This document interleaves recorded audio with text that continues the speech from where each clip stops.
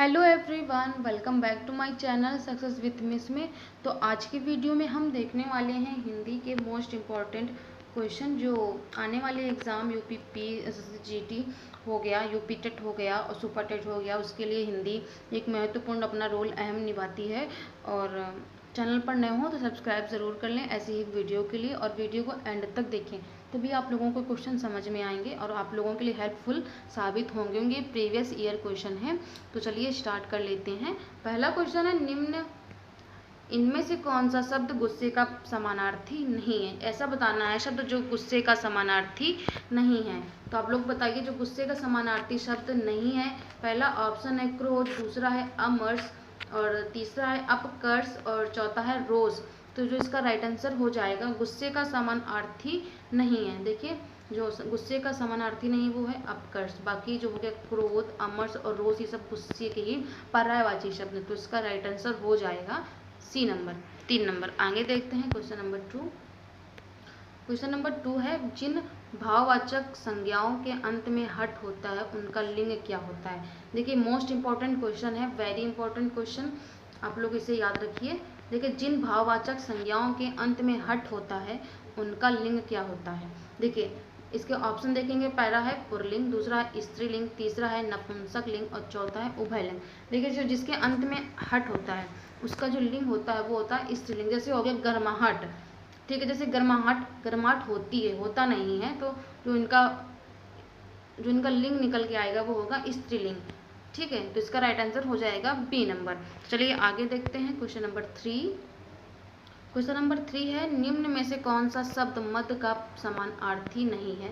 मतलब मद का पर्यायवाची इनमें से कौन सा नहीं है। तो पहला ऑप्शन देखेंगे शिथिल, दूसरा है गर्भ, तीसरा है मद और चौथा है नशा। तो इसका जो राइट आंसर हो जाएगा, जो मद का समानार्थी नहीं है, मद का पर्यायवाची नहीं है, वो होता है गर्भ। बाकी के शिथिल, मद और नशा ये सब मद के ही पर्यायवाची हैं। नशा करना हो गया, मद हो गया, ठीक है। और इसके जो गर्भ है ये इसका मद का समानार्थी नहीं है। चलिए आगे देखते हैं क्वेश्चन नंबर 4। क्वेश्चन नंबर 4 है, पुल्लिंग स्थान के स्थान पर स्त्रीलिंग देने से काला विशेषण का क्या रूप होगा। देखिए विशेषण एक महत्वपूर्ण टॉपिक है हिंदी का। तो बताना है पुल्लिंग संज्ञा के स्थान पर स्त्रीलिंग कर देने से काला विशेषण क्या होगा। मतलब बताना है काला का विशेषण क्या होगा स्त्रीलिंग में। तो इसके ऑप्शन है काले, काला, कालो और काली। तो जिसका राइट आंसर हो जाएगा वो हो जाएगा काली। जो इसका स्त्रीलिंग बनेगा पुल्लिंग संज्ञा के स्थान पर बनेगा वो हो जाएगा काली, काला का विशेषण काली। तो इसका राइट आंसर हो जाएगा 4 नंबर। चलिए आगे देखते हैं। क्वेश्चन नंबर 5 है, अलंकार से वेरी इंपॉर्टेंट टॉपिक अलंकार, चरण कमल बंदो हरिराई। देखिए मोस्ट इंपॉर्टेंट ये लाइन है, अक्सर ये पेपर में आ जाती है, सेम टू सेम ऐसी लाइन आती है। तो इसमें बताना है काव्य पंक्ति में कौन सा अलंकार है। तो इसके ऑप्शन है उपमा, रूपक, श्लेष, उत्प्रेक्षा। तो देखिए जो इसका राइट आंसर हो जाएगा वो हो जाएगा रूपक अलंकार। चरण कमल बंदो हरिराई में क्या है, रूपक अलंकार है। वेरी इंपॉर्टेंट कोटेशन है ये, वेरी इंपॉर्टेंट टॉपिक है अलंकार का। चलिए इसका आंसर हो जाएगा बी नंबर। आगे देखते हैं क्वेश्चन नंबर 6। क्वेश्चन नंबर 6 है, विद्यार्थी का सही संधि विच्छेद बताइए। जो विद्यार्थी का सही संधि विच्छेद क्या होगा। पहला है विद्याधन रथी, दूसरा है विद्याधन अर्थी और तीसरा है विद्याधन अर्थी और चौथा है विद्याधन आर्थी। तो इसका राइट आंसर हो जाएगा विद्या प्लस अर्थी, बी नंबर हो जाएगा विद्यार्थी का संधि विच्छेद। इसमें बताना है आप लोगों को इसमें कौन सी संधि है, कमेंट में बताइए कौन सी संधि है। चलिए आगे देखते हैं क्वेश्चन नंबर 7 क्या है, अनुरूप में कौन सा समास है। देखिए वेरी इंपॉर्टेंट टॉपिक, समास से क्वेश्चन आते हैं, बनते हैं, 2-3 से क्वेश्चन आ ही जाते हैं हर कॉम्पिटिटिव एग्जाम में। तो बताना है अनुरूप में कौन सा समास है। तो ये पहला है ऑप्शन तत्पुरुष, दूसरा है बहुब्री, तीसरा है कर्मधारय और चौथा है अव्ययभाव समास। देखिए जो अनुरूप है इसमें जो समास है वो है अव्ययभाव समास। कैसे, क्योंकि इसके जो 2 शब्द हैं अनुरूप। देखिए जिस भी शब्द में पहले उपसर्ग आता है उसका जो समास होता है वो होता है अव्ययभाव समास। वेरी इंपॉर्टेंट टॉपिक और बहुत ही सरल होते हैं ये समास। ठीक है, तो चलिए इसका आंसर हो जाएगा 4 नंबर। आगे देखते हैं क्वेश्चन नंबर 8 देखेंगे हम लोग, यथोचित का सही संधि विच्छेद बताइए। यथोचित का संधि विच्छेद क्या होगा? ऑप्शन है यथो प्लस उचित, दूसरा है था प्लस उ प्लस चित, तीसरा है यथा प्लस उचित और चौथा है यथा प्लस ओचित। तो देखिए जो इसका राइट आंसर हो जाएगा 3 नंबर, यथा प्लस उचित हो जाएगा यथोचित।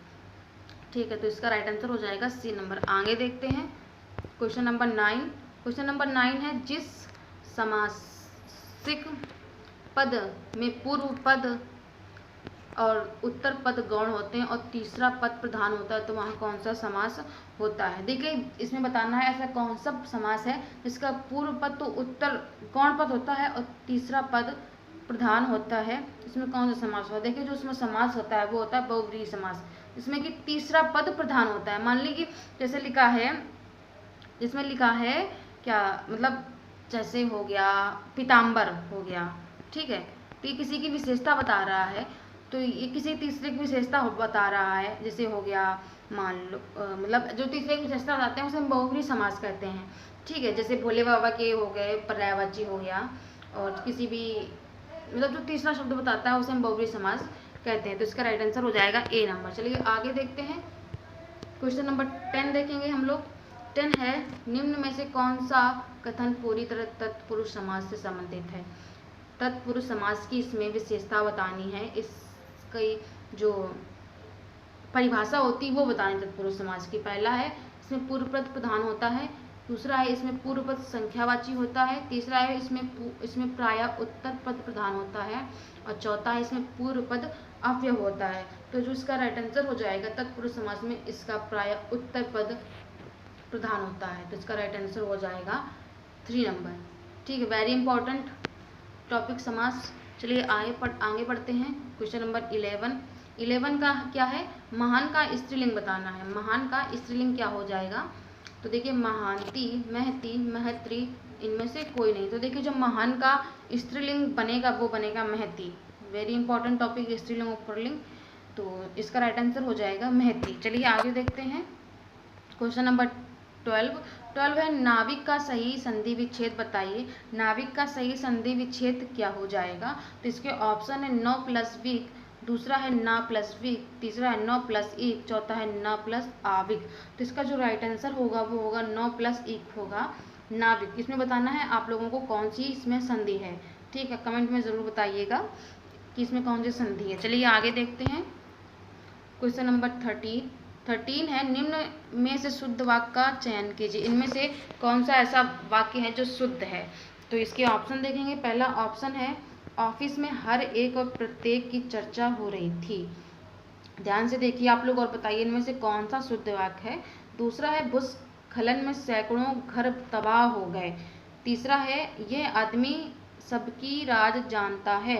और चौथा है, बीज अंकुरित होने वाली है। तो देखिए जो इसका राइट आंसर हो जाएगा वो हो जाएगा बी नंबर, भूस्खलन से सैकड़ों घर तबाह हो गए। ठीक है, तो इसका राइट आंसर हो जाएगा बी नंबर। तो देखिए जिसमें गलती है, देखिए ऑफिस में हर एक और प्रत्येक लगाने की ज़रूरत नहीं है, प्रत्येक भी लगा सकते हैं, हर एक की ज़रूरत नहीं है। ठीक है, और देखिए ये आदमी सबकी राज जानता है, ये आदमी सबका राज जानता है, सबकी नहीं होगा, इसमें ये गलत है। और चौथा है, बीज अंकुरित होने वाली नहीं है, होने वाला है, तो इसका राइट आंसर हो जाएगा बी नंबर। ठीक है, चलिए आगे देखते हैं क्वेश्चन नंबर 14 क्या है, व्यवहार का सही संधि विच्छेद बताइए।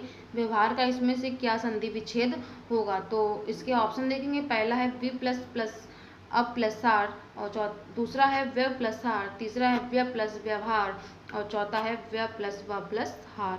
तो इसका राइट आंसर हो जाएगा ए नंबर, वी प्लस अब प्लस हार।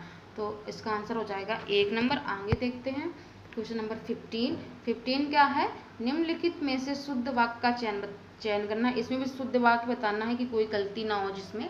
तो इसके ऑप्शन देखेंगे। सीधी लकीर खींचना बहुत कठिन है, दूसरा है जंक फूड से मोटापा बढ़ती है, तीसरा है हरा पेड़ ऑक्सीजन देते हैं और चौथा है मेरे घर में तुम्हारी स्वागत है। तो देखिए इनमें 3 में गलती है, कहीं ना कहीं जो पहला ऑप्शन है वो बिल्कुल राइट है।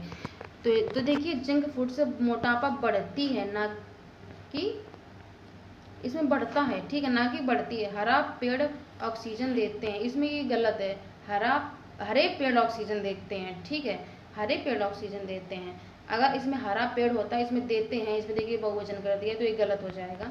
मेरे घर में तुम्हारी स्वागत नहीं तुम्हारा स्वागत है, तो इसका जो राइट आंसर हो जाएगा वो हो जाएगा ए नंबर। ठीक है, चलिए आगे बढ़ते हैं। क्वेश्चन नंबर 16 देखेंगे।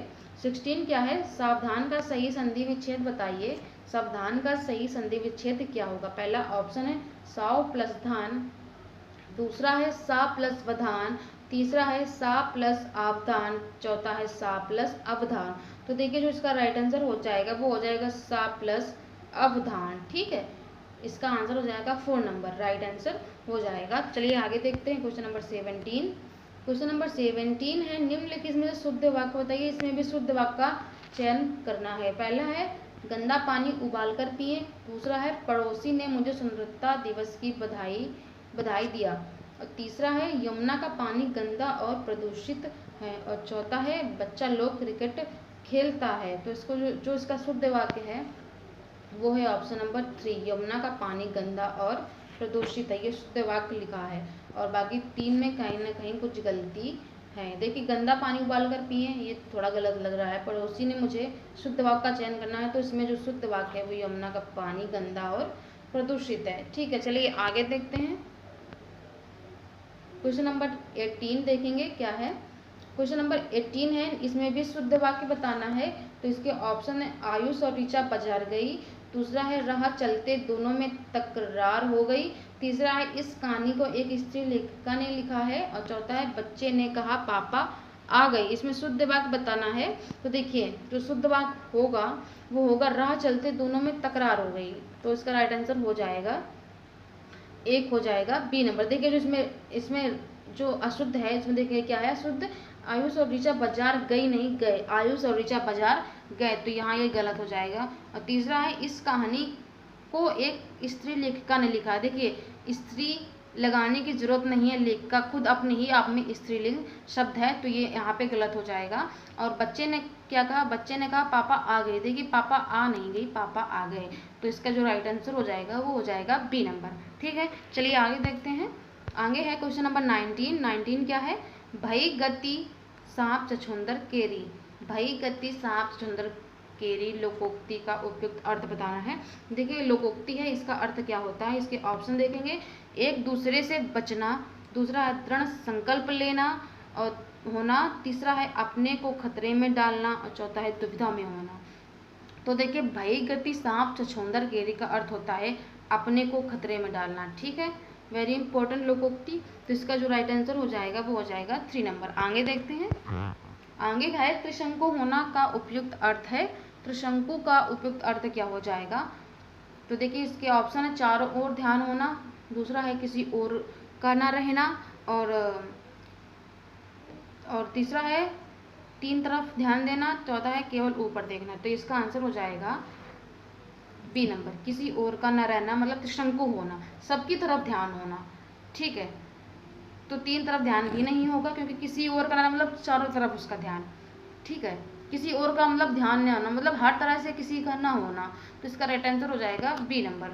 तो ये रहे आप लोगों के लिए मोस्ट इंपॉर्टेंट हिंदी के क्वेश्चन। आई होप आप लोगों की वीडियो पसंद आई होगी। पसंद आए तो चैनल पर सब्सक्राइब जरूर कर लें और अपने फ्रेंड्स को शेयर करते जिनके उनके लिए भी हेल्प